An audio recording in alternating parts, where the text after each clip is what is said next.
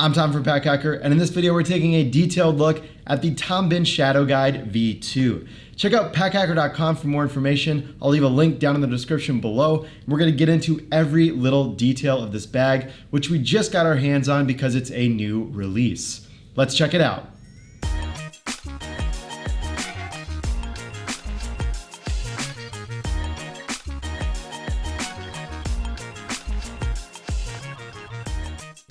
This is the 33-liter Shadow Guide V2. They also offer it in 23 liters. And just to note, V1 was 31 liters. 525D ballistic nylon on the exterior, and the liner here is a 210D ballistic nylon. This is a Bihn Design Lab piece, which means that it's kind of like been recently designed, and they're not necessarily sure if they're going to put this to full production yet. It's sort of like a little bit of limited quantities for now. But the way they describe it on the site is that Nick, one of the designers over there, I mean, like pretty much the main dude, I think at this point, kind of designed this for himself. So that's how it made it in there. And then these three dots mean they're the therefore symbol there, which I think is interesting as well. So just a little bit of branding information there. Let's start off with the harness system because I think that's interesting. Now, I like how thick these straps are, just in typical Bihn fashion. These are nice and comfortable, nice and spongy, which I appreciate. We've seen these on a bunch of other bags. Sternum strap here that slides and adjusts, which I dig. And then no strap keepers at the bottom here with the strap, but of course Bihn sells those separately, just like a ton of other accessories. Now, the waist strap at the bottom too, they also sell a padded version of this, again, separately. This waist strap, I like these for biking because they keep the pack closer to my back. But as far as using them for any type of weight distribution, it doesn't really work that well. Just attachable here by Gatekeeper too. So easily removable if you want nothing to do with it, and then you can get the padded version if you want. Now there is a frame sheet back here that's stuck in the back, similar to what we saw in the Cynic, that you can take out if you fold it. And then there's an aluminum stay that goes up to about here. So it's just really, really structured right there. Really, really structured. Sternum strap, of course, adjustable on both sides. Now, another reason why this is a Design Lab item is that they're doing something a little funky here with the back panel. This is what they like to call the skeleton back panel here. So it's got this kind of curve to it. What that does is it saves weight and adds ventilation. Channel down the middle as well. Of course, you're always going to get a sweaty back if it's hot out and you're wearing a backpack. That's just life. But this helps with that because there's additional airflow with these kind of spaces that go inside. And I like that they're experimenting with that as well. And of course, at the top here, that's where you can grab the frame sheet out of as well. So that offers some nice structure. It's still flexible. Of course, down here you have the aluminum stay, so it's completely, not going to bend at all. But there's a bit of flexibility there while you still have the structure from the frame sheet. Now, taking a look at the back here, this is actually slanted, the bottom here, so it will not stand up. Let me get the strap out of here. It will not stand up on its own, does not pass that test, completely flops over. And some of the rationale here I read on the site is that just like old school hiking backpacks, they used to be designed like this, so more gear would be against your back and float down at the bottom, which kind of makes sense. Your mileage may vary if you agree or care about that at all. I know a lot of people like when a bag is flat at the bottom here and it will stand up. But just to note, and it looks like if you have some reinforced, looks like a higher denier material here at the bottom, just for additional reinforcement. Little loop here for a bike light or a carabiner if you do want to add one. And then before we get into the interior of this bag, I just want to talk about the laptop compartment in the back. This will hold just a big laptop, not a lot going on. There's really not much of a false bottom here. There's a slight one, but it's not like your laptop is suspended.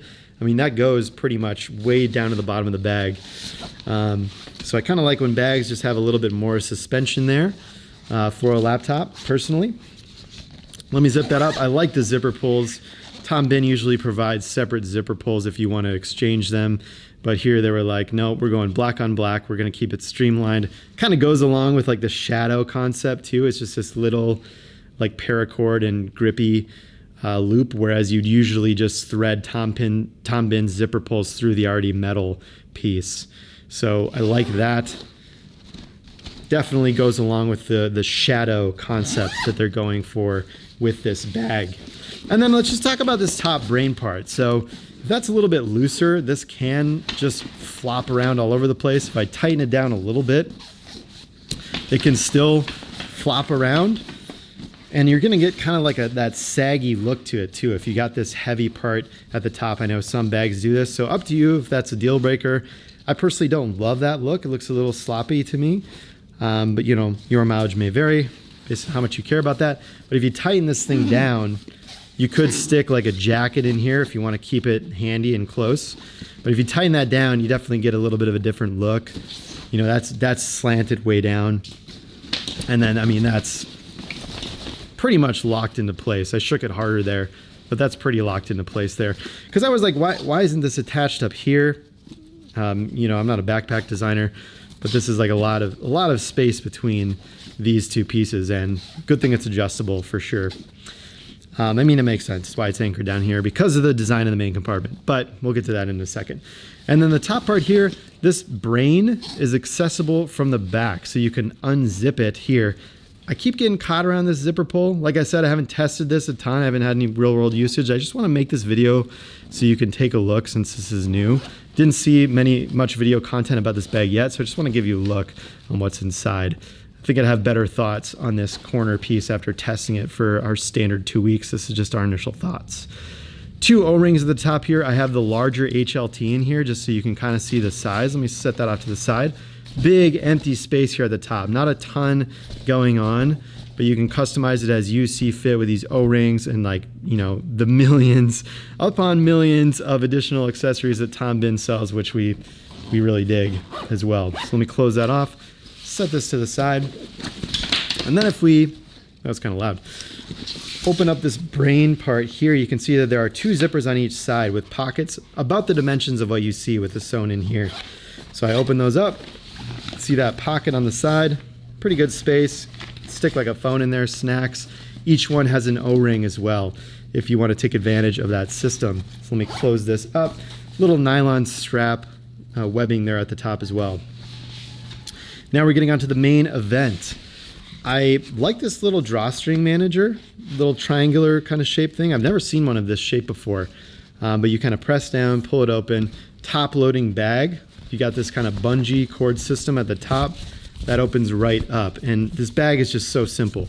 So I've got just a jacket in here. I'll pull that out. Of course, we have a black jacket with a black on black bag, which I appreciate. I mean, look at that. Even these are like gunmetal. They're not silvery, which I appreciate that look. Time Planet packing cubes on the inside. Since we already had them packed, otherwise I would have used Tom Bihn. Let me set those to the side just so you can get an idea of what I fit inside there. A lot of space on the interior as well. Just basically like a big, giant dump pocket. And of course, it's a top loader. This can cinch way down if you need it to. And O-rings on each side here if you want to just add more accessories. Tom Bihn's good about putting O-rings pretty much everywhere on their bags, which I appreciate. So there you have it. That is the Tom Bihn Shadow Guide V2, the 33-liter version. Head over to packhacker.com using the links down below to check out more information on this bag, as well as the best buying options that help support our channel at no additional cost to you. Thanks for keeping it here at Pack Hacker, your guide to better gear. We'll see you in the next video.